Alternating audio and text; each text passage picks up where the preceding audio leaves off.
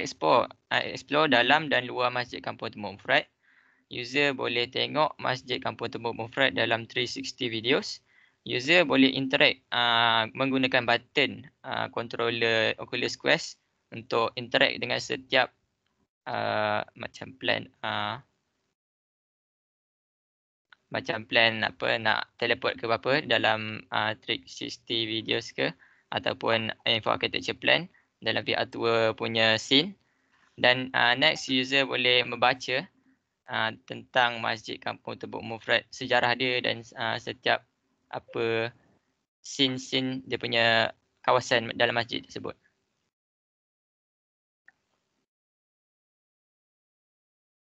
Okey, sudah. Saya akan serah kepada Mustaqim balik.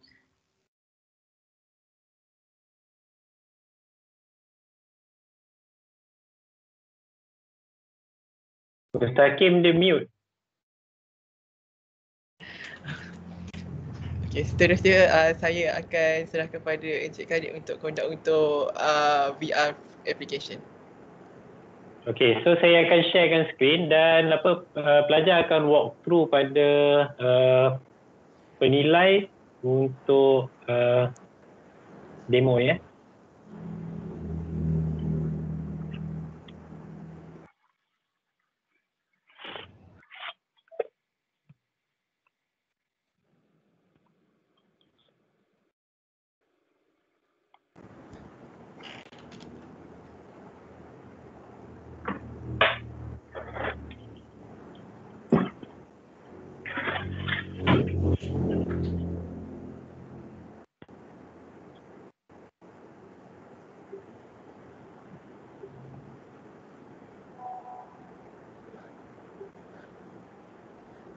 So, saya akan setkan dulu kita punya ground dulu.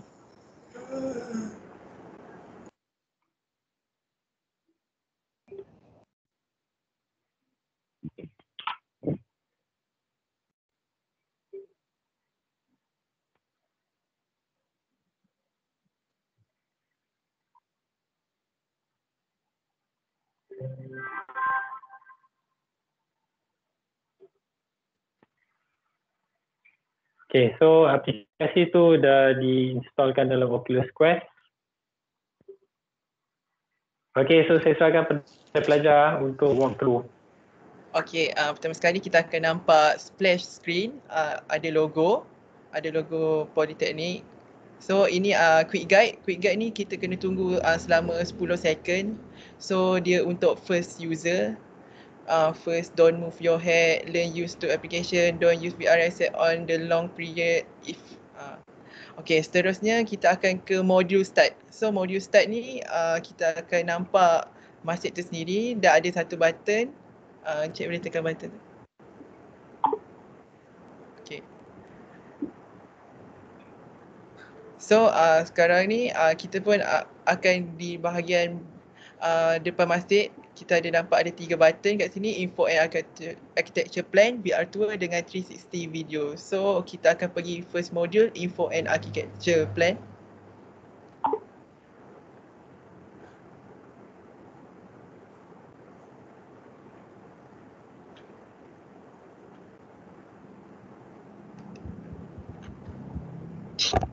Okay, untuk info and architecture plan, kita akan nampak ada notes-notes yang daripada student kejuruteraan awam. So kita boleh tukar notes tu dengan tekan button dekat situ. So dia akan berubah. So bila Encik boleh pusing belakang.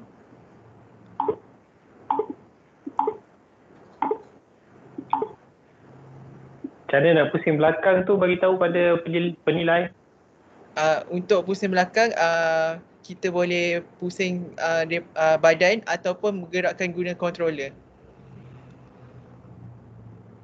So ni merupakan exploded model, full scale model. So bila tekan pada part dekat bangunan tu, dia akan explode. Cik boleh sentuh mana-mana bahagian.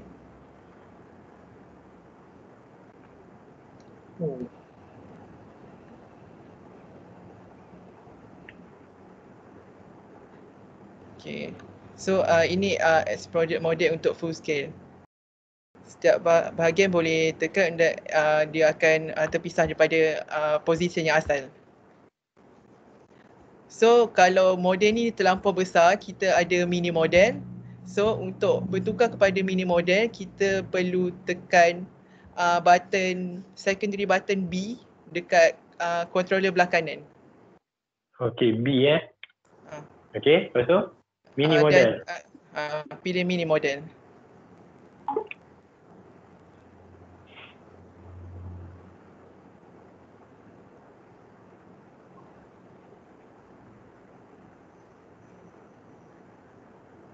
Okey, so mini model. Pusing ke belakang juga. So macam biasa kita boleh pusing ke belakang. So ini mini model. Cara dia sama, boleh tekan part-part tertentu dekat bangunan tersebut. So, seolah-olah kita berada dekat atas meja tu dan kita boleh tengok mini model tu kan. Ya.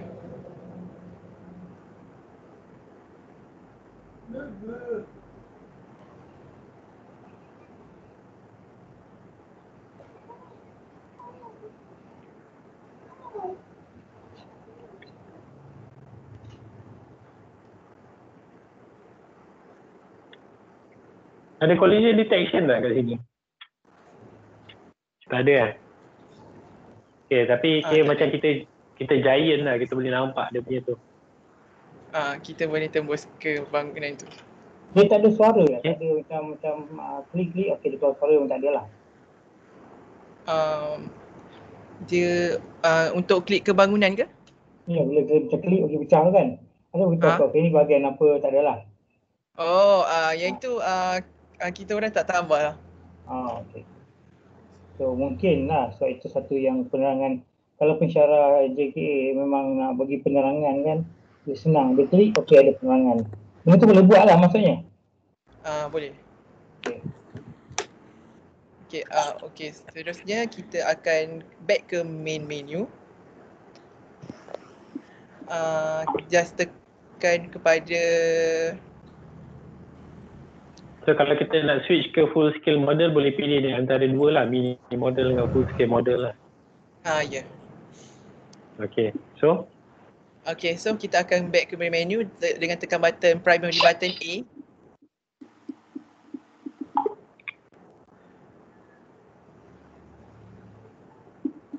So saya akan serahkan kepada Wan Saiful Amin untuk menekan VR Tour. Seterusnya adalah modul VR Tour. Encik boleh tekan button VR Tour.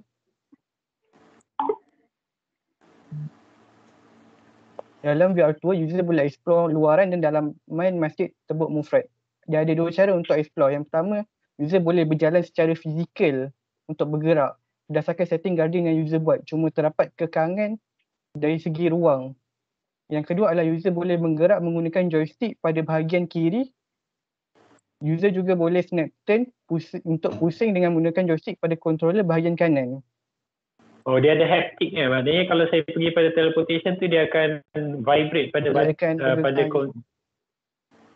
Okay, so saya demo untuk user berjalan So boleh tengok pada kamera saya, tapi dia akan limit pada ruang saya. Cuba tengok. So nampak tak? Dia ada line merah tu. So ni setakat mana ruang saya hadkan untuk saya berjalan lah. Yang nak buat boundary dia tu lah. Maknanya sebab kita dah createkan kita punya boundary dia tu, takut macam kita terlanggar meja kan. So ni dalam Oculus Quest ada lah.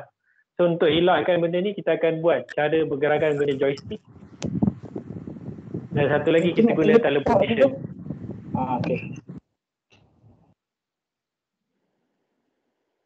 So ni teleportation point. Ada berapa teleportation point? Ada 3. 3 teleportation point. Okay, so kiri kanan boleh teleport dan juga kita boleh klik pada info. Dia akan keluarkan maklumat spesifik untuk location. User juga boleh tekan button tu untuk tutup. Okay, kalau kita bergerak di luar. Ulang Azrul. Yang teleport tu, kalau klik yang hotspot teleport tu, dia akan pergi ke bahagian mana? Okey, contohnya macam ni kan. Okey, katalah saya berada jauh kan. Kemudian saya pergi ke button merah tu, teleportation point tu, bila saya trigger, dia akan berada betul-betul atas tempat. So ini teleportation area lah. Okey, saya faham terangkan kalau kita bergerak luar daripada boundary location tu, apa jadi pada info tu?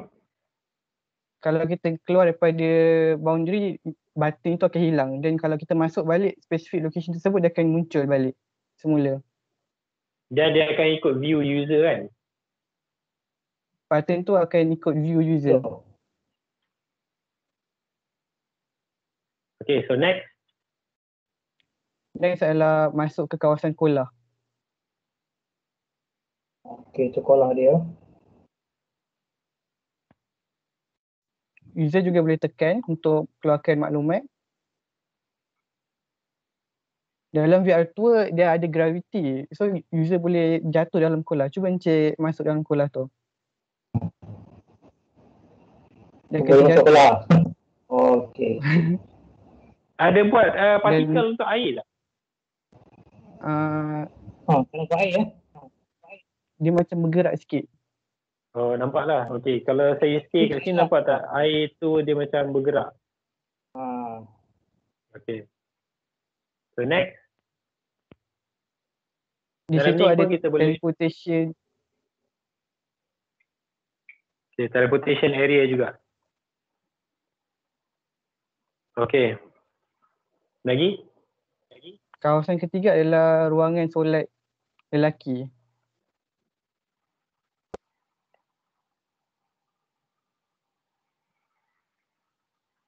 Juga terdapat teleportation plate untuk teleport.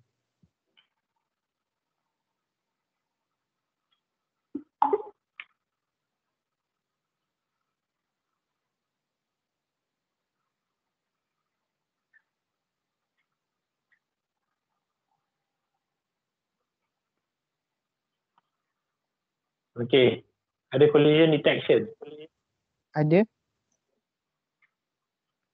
So tiang ni pun ada collision detection tak? Ya, ada. Dinding tak ada. Jadi kalau detect collision tu maksudnya apa? Dia tak boleh tembus. Itu pintu. Dia boleh tembus. Okay, kalau pintu dia boleh keluar. Mungkin akan datang orang boleh letakkan button lah untuk boleh buka pintu, tutup pintu kan. Okay, so dinding dia tak boleh tembus. Lepas tu kalau pintu dia boleh tembus.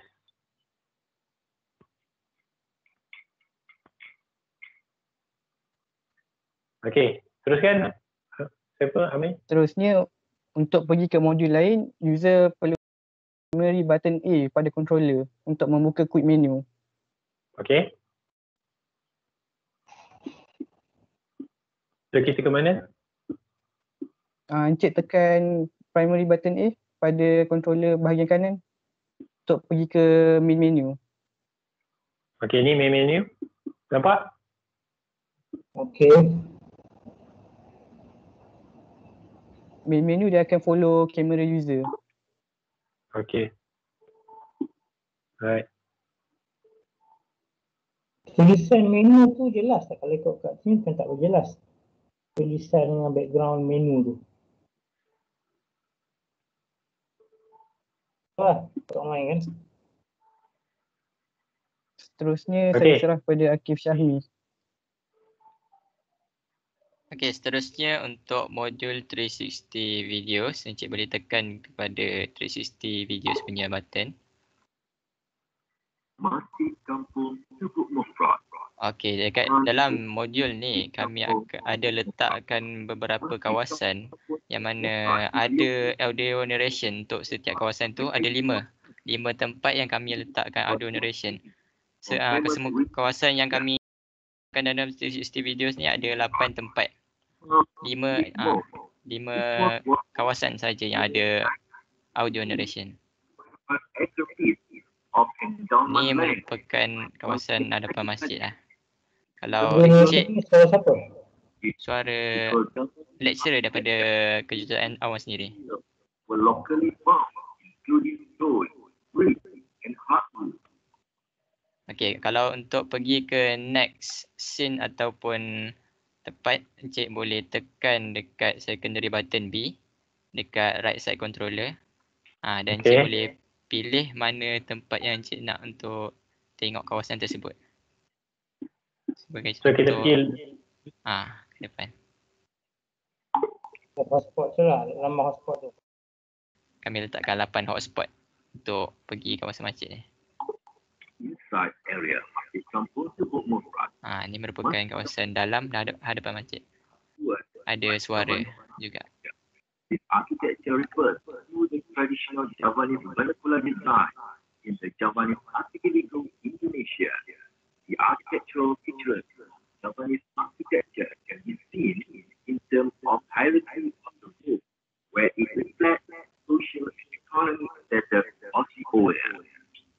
The building materials for this building were obtained from sources around the Kampung Tebuk Mufrad, such as the trees that would cut down in like cleaning process. okey. Kita Untuk teruskan lagi. okey, boleh teruskan ke next ya.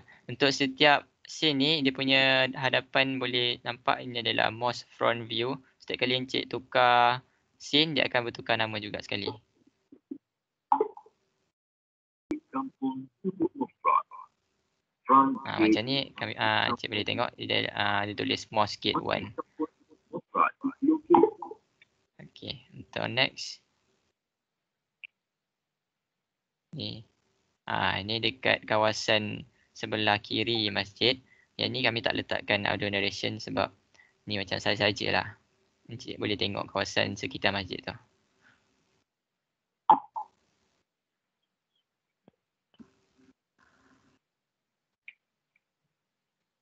Okay, ni kawasan Ni. belakang masjid. Most back view.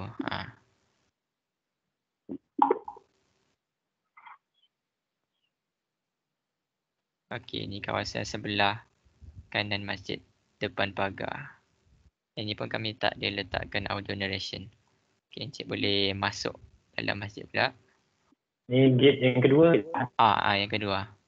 Ni most right view. Okey, ni merupakan bahagian depan untuk gate yang kedua masjid.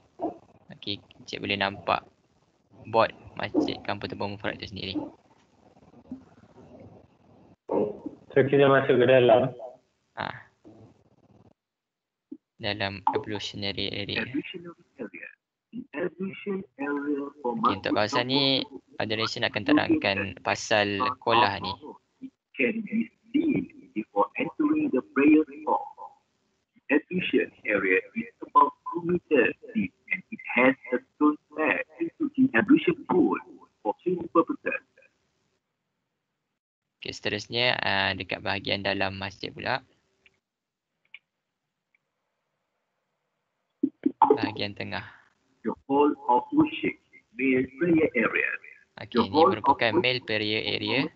known as the prayer hall of the hall, located in the center of the madrasah area. It is direct towards Ni Qiblah. Encik boleh explore, boleh tengok keadaan sebenar macam mana dalam Masjid Kampung Tebuk Mufrad itu sendiri. Macam mana dia punya suasana dalam dia macam ni. Boleh tengok dalam 360 video ni. Which support the domes are carved and made from stone. It is the only part in the interior which is carved. Walls made as it is a recycled wood. And also the majority of the material used are recycled materials from the previous building. Okay, so last point. Untuk imam prayer area pula. Ini gambar baru Yang baru punya. Sebelum kami sempat pergi ke site tersebut sebelum PKP start. So kami dapatlah macam mana gambaran sebenar dalam masjid tu.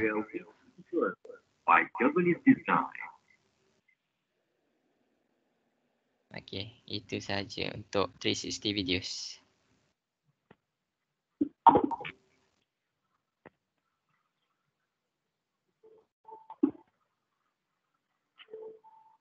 Okey, Mr. Kim. Ya, habis. Okey. Itu saja untuk 360. Okey, satu yang sangat bagus dan mungkin secara seni bina sangat berguna untuk PNP. Cuma dengan adanya satu lagi tambahan iaitu penerangan masa dia buka bangunan tu tadi mungkin membantu pensyarah ada seni bina untuk penerangan yang payahnya boleh tengok berulang kali. Okey, jadi situ pun mungkin satu penolakan yang bagus untuk dimasukkan penerangan apabila buka dia punya bangunan tu. Okey, yang lain saya tengok jelas perfect. Dia punya senario dia nampak dengan jelas. Saya pun dah lama tak pergi masjid tu, pernah pergi dulu. Nampaklah memang dia punya tempat dia macam tu. Boleh terjun dalam tu, dia tak tinggi pun. Cuma dia punya benda ni satu kekurangan dia adalah bahan tu adalah mahal. Kalkulus tu, tapi bagi PNP di Politeknik mungkin boleh digunakan. Pihak poli mungkin boleh dapatkan satu atau dua kalkulus tu untuk penggunaan pelajar lah. Tapi segi kalau gunakan video ni untuk PNP, apps ni untuk PNP memang menarik lah. Sangat menarik. Okay, dan sama juga you gunakan C#. Ya, Cik. Okay. Tak apa, saya tengok coding dia bukan untuk C# tadi. Satu apps yang sangat menarik dan sangat berguna pada saya untuk kegunaan PNP bagi seni bina.